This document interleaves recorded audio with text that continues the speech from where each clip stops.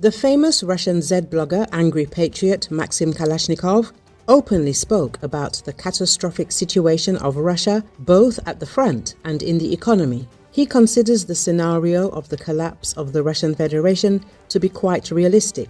Kalashnikov published a video in which he does not hide his disappointment with the progress of the so-called SVO and the situation in Russia in general. How did we get to this point? How? Why? In Georgia, everything worked out so well in 2008. But here, why did we end up in the nightmare of a protracted massacre? Asks the Z Patriot. Kalashnikov openly calls the aggression against Ukraine a bloody swamp. According to him, the country was completely unprepared for a large-scale war. Smart people first carry out industrialization and then start wars. That's how Stalin did it. And we rushed into war. Having a gigantic import dependence, we found ourselves in a terrible situation, without exaggeration. Kalashnikov said. He highlights Russia's systemic failures, the lack of drones, modern communications, uniforms and transport. In 2022, when the war began, it turned out that we don't have drones. We don't have digital, closed communications. We have to use Elon Musk's Starlink. 1.5 million sets of uniforms have disappeared somewhere. There are not enough bulletproof vests, cars and so on, says Kalashnikov. He is outraged that all these trillions invested in the army have disappeared without a trace. The propagandist notes that Russia has found itself in a trap. Everything was done to drag out this war, to lose it strategically so that there would be gigantic casualties. We got bogged down. At the same time, we had completely destructive processes in the economy, said the Z Patriot. He describes the situation in the rear as devastating. The entire system with its huge flaws in our rear began to fall apart like rotten tissue. All the problems came to the surface and became more acute. We could fall economically. We have become a toy in the hands of China, he said. He believes that the crisis is inevitable, even if hostilities cease. The noose of a crisis is tightening around us. Acute, systemic, and not only economic. It will happen even if military actions are frozen, and this is what is happening. The approaching crisis has become a trap for us, Kalashnikov said. According to his assessment, Russia is entering its most dangerous period. A very terrible era is coming.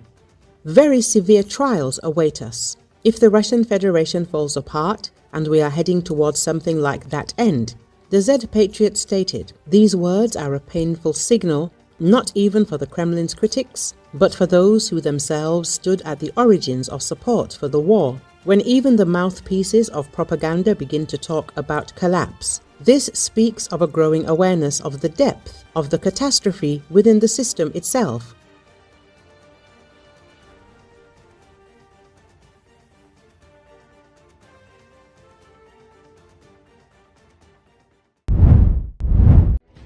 Donald Trump's recent statements, in which he openly expresses dissatisfaction with the actions of Vladimir Putin, have become an important signal for Kyiv.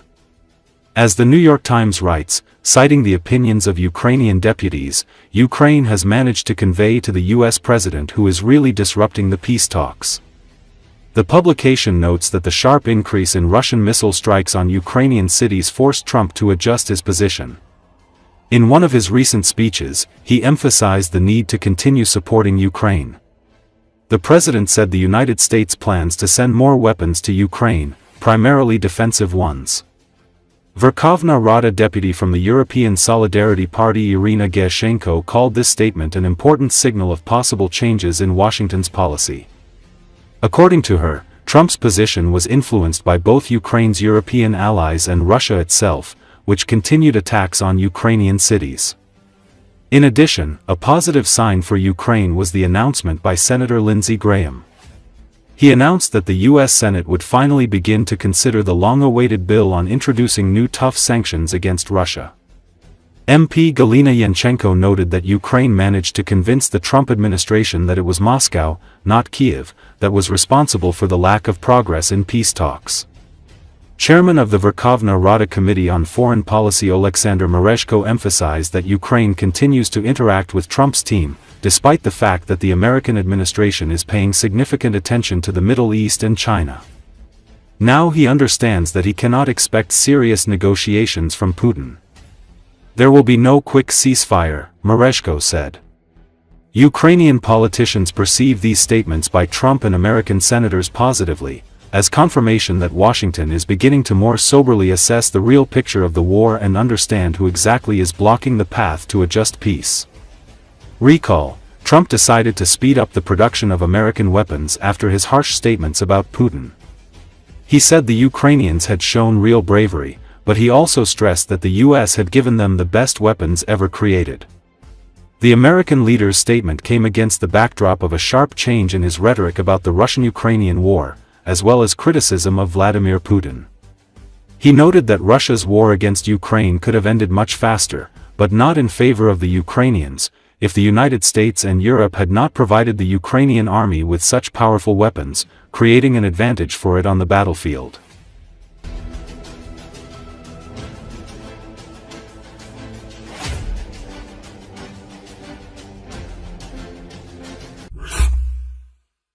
The Kremlin decided to pay more attention to the Pokrovsk direction than to Konstantinovka. This happened after the enemy had failed to achieve the expected result on the battlefield in 2 weeks of activity in the Konstantinovka area. Analysts from the Institute for the Study of War have announced the current situation in the Pokrovsky and Konstantinovsky directions. Geolocated footage from July the 6th and 7th recorded the advance of the Russian armed forces northeast of Novokonomichesky during a platoon-sized mechanized assault. Russian war correspondents claim that Putin's army has also advanced northwest of Koptevo, west of Mirny, and the southwest of Myrolayubovka. The enemy army most likely reoriented its attention to the area northeast of Pokrovsk in the direction of Dobropolye after the resumption of attacks in this area in May.